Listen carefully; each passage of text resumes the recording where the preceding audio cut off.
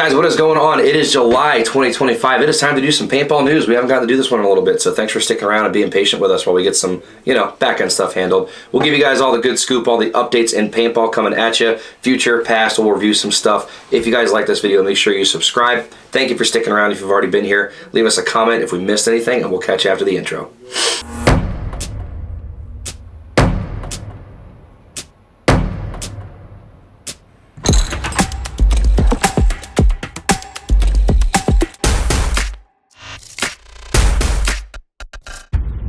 All right, Joel. So we do have a fair amount of stuff to talk about today. I don't know if did we do a June episode? I think we might have missed June.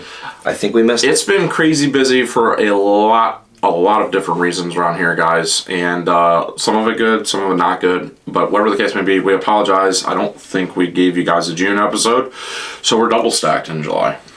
It's all right. We'll make this one really good. There really wasn't, honestly, in June, there wasn't a lot, Doug. So there's been some juicy stuff come out in the last couple weeks, so I'm excited for this episode. There was just a major event. There was that. First off, Dynasty vs. Aftershock exhibition. So I've seen little clips from that here and there. That got chirpy.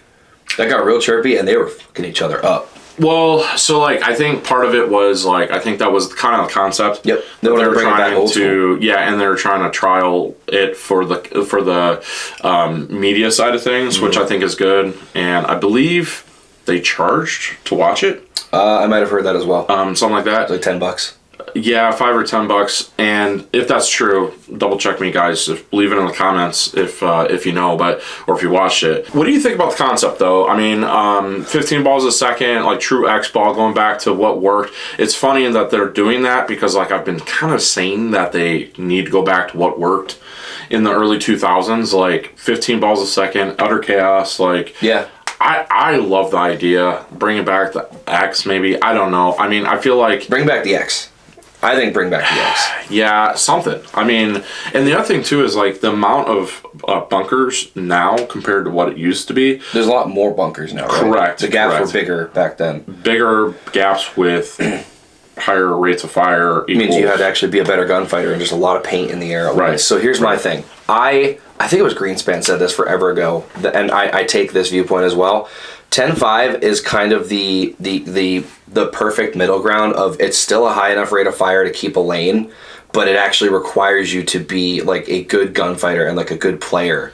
You can't just throw volume of paint in the air and have that do the work for you. So I do think, and as we've noticed too, players have gotten better over the years as we've had more time in the sport, all that stuff. So I think it is almost a step backwards in terms of technicality and making people good. However, what we can't deny is that the viewership was there. It was more exciting. Sometimes something that's more simple, actually not even sometimes, something that is more simple is going to be easier for the general public to grasp than this very slow technical version of paintball we've ended up with now. I like it as a player. It's a puzzle. It's a chess match, right? But if I didn't know what the hell I was watching, I'm not watching that for more than a minute. What I think is interesting is Go Sports has done a good job. Yes. But the structure there as far as putting GoPro mounts on guns and pulling up a diagram and explaining to people, this is what's going on, this player's shooting this way and probably shooting through this gap. And they would know that if they had a GoPro mount that they could link to and say, hey, listen, this guy's aimed here and he's trying to stop this guy from going this way or whatever the case may be. And this guy 9 times out of 10 is going heads up with this guy. Whatever the case may be, there's, in my opinion, a way to perfect what's currently going on without changing anything. And then at that point, we could figure out, okay, we've perfected as much as we can the current coverage. One thing that I like about what GoPro does is the overhead, right? NFL does that, and I think that's a great step in the right direction. The fly camera, people love that. Yeah, but it's in football, for example, it's the ref point of view. Yeah, where the refs wearing it. Yep. Right. So maybe if you don't put it on the player, maybe put it on the refs or something like that. But anyways, going back to the Dynasty Aftershock exhibition, I think it's interesting. I think that kudos to, I think it was Todd Adamson that kind of inspired this, and I think that it's a step in the right direction as far as you got to get money flowing. Right. Need revenue. The biggest problem is you got to get money flowing, and I know that most paintball players like everything should be free. Well, that's not how business works, unfortunately.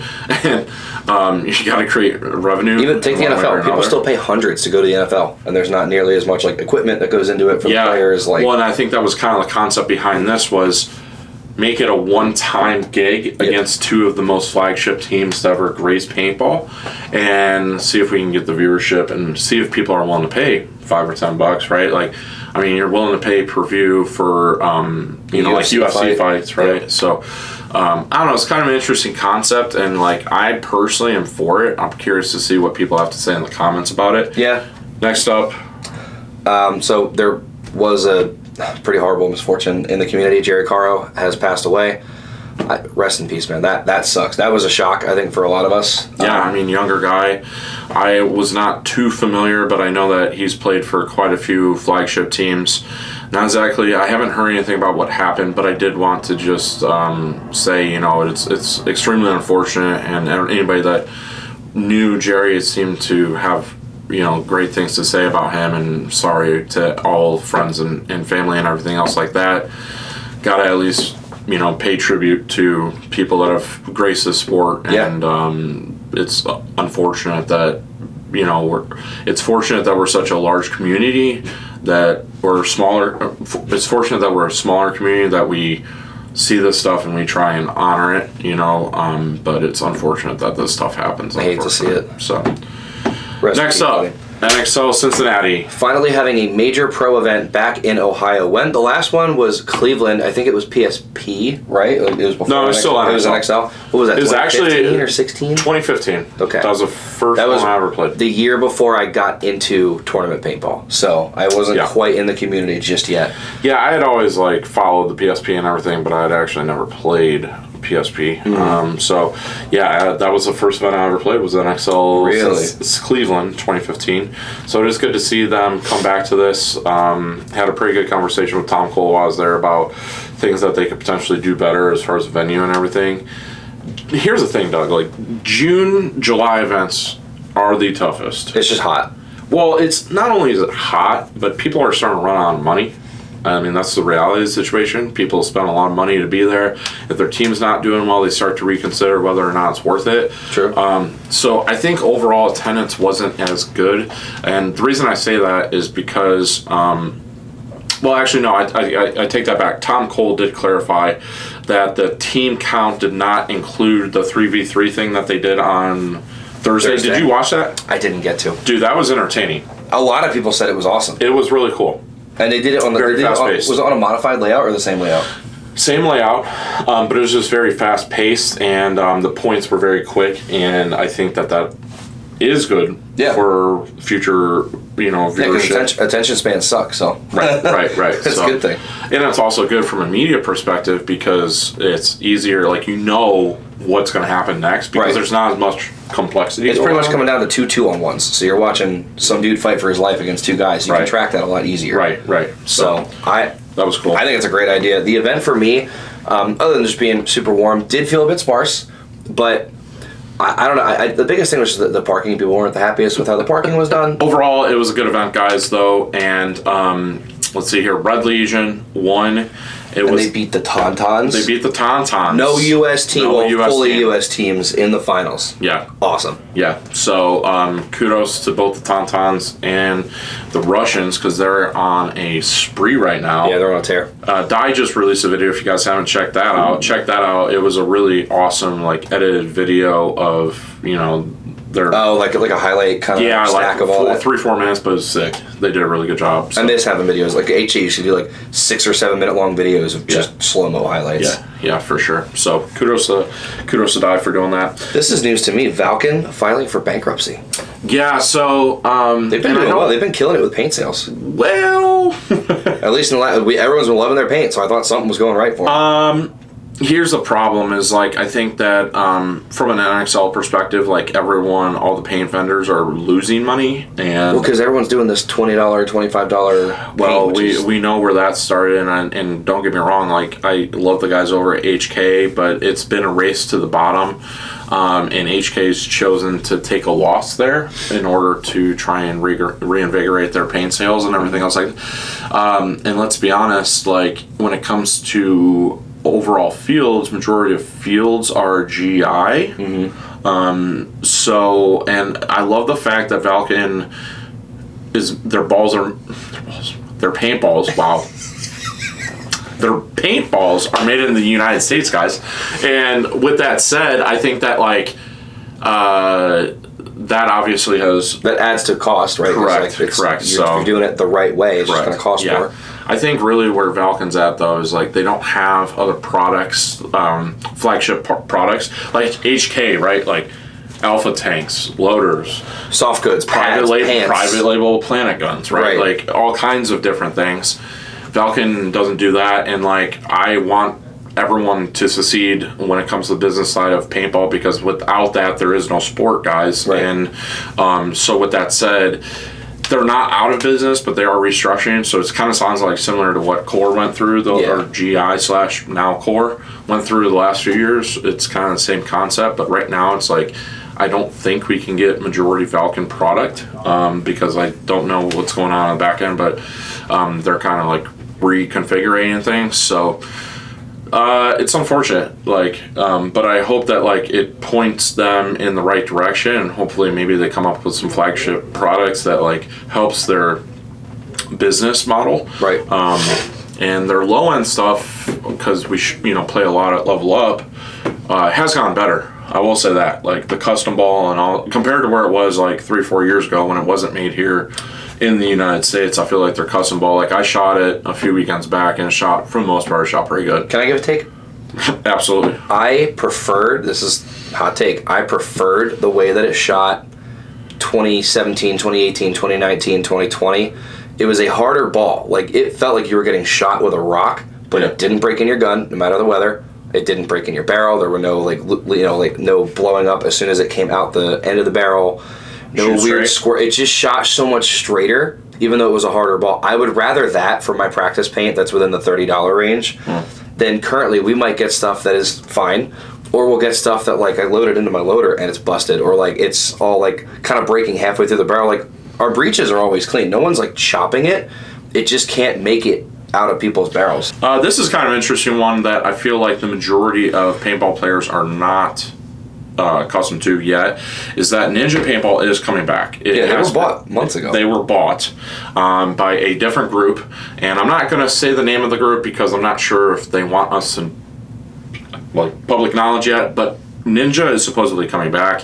We got an email saying, hey, listen, just so you know, Ninja's coming back. We plan on having it. So with that said, guys, if they come back with the aluminum Pro V3 and the stainless Pro V3, it was a great reg for a better price point compared to the Powerhouse Counterpunch. Powerhouse now has released the Powerhouse Hook Regulator, which is good. Mid-level, especially in this time of uncertainty where you can't get a $100 reg that's good shape. So the Counterpunch is still the flagship. Yes. So then the Hook is the mid-range. Correct. Gotcha. Retail at $100, and then your Counterpunch is $185, right? So crazy. Much more.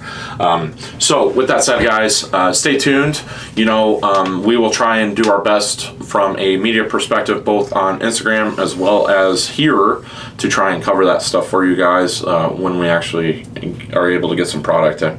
Next up, Invasion of Normandy just happened. Yes, I got a buddy that was there. We've been playing phone tag. I want to get the word. I want to get the scoop. Gotcha. From him on how fun it was. Who won this year? That was my first time ever playing paintball. Okay. 2007, running off that boat. Never been shot at before. Let me tell you, it's about as close as it gets. That's like 0 to 150 real quick. It's about as close as it gets to the real thing. That was scared shitless. I was like 13, like what the fuck? But no, it's fun. It's a good time. I think the Axis one, but I'm not sure. Next up, last but not least, guys, we are going to talk about product highlights.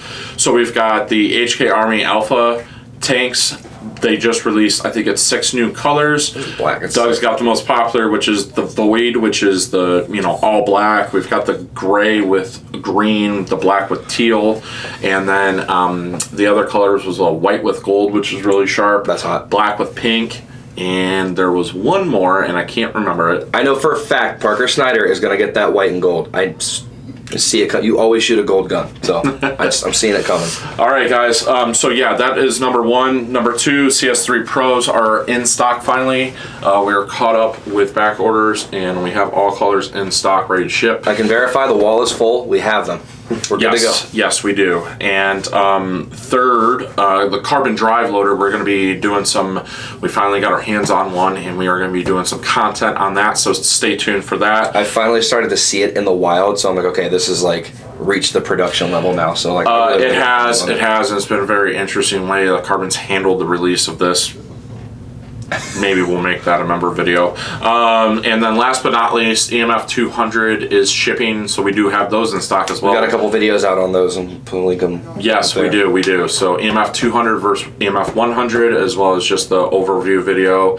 And we're going to be working on getting some first rec rounds so we can have some fun with that. That's going to be a good time. Yep. So, all right, guys. So I think that's it. If we missed anything, like Doug said at the beginning of the video, make sure that you guys chime in the comments. As always, make sure that you like and subscribe, and stay tuned because members always get early access to this stuff, and I've got some stuff in the works for members only stuff, so stay tuned for that. And as always, we'll see you guys with the next one. You guys know where to shop.